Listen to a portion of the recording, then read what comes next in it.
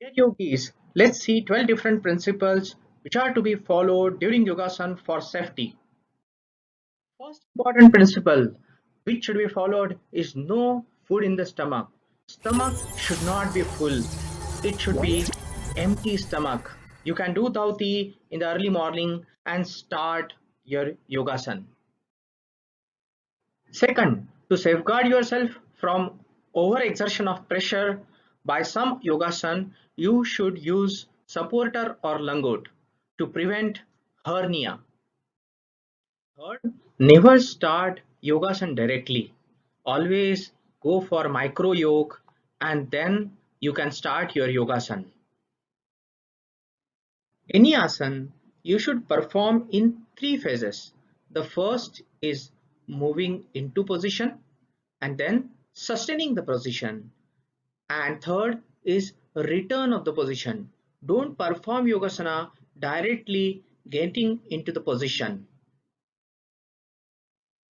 While performing Yogasana, you should know where to concentrate, which part or which organ you should concentrate.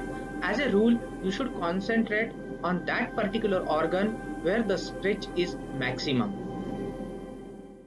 Always try Yogasan Yatha Shakti to the extent where damage should not occur. It should be done Nirantaram every day. So Yatha Shakti Nirantaram. Unless and until specified, we should go for normal breathing in any asana. If you would like to get the benefits of anaerobic condition, then you should do Bahir Kumbhak, where breathe out and hold like Udyan. The Antar Kumbhak is used for compressing the air inside and increase pran. But as a rule, keep your breathing normal.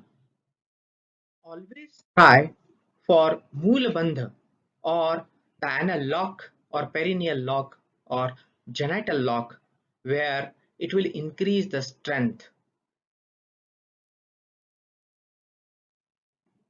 To maintain the flexibility of the body, every asana should be performed along with the counter asana so that flexibility remains intact. No sudden jumps or no sudden jerk should be there in asanas. It will damage your joints and parts of the body. It should be slow and steady. You all know that the earth is at zero potential.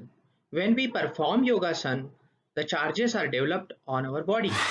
These surface charges will be transferred to the earth. So we should perform yogasan on electrically insulated material such as yoga mat or cotton. Not least, we should take rest with shavasana between any two asanas for 5 to 10 seconds. And at the end, we should have at least 10 minutes of shavasana. Thank you, friends. Thank you so much.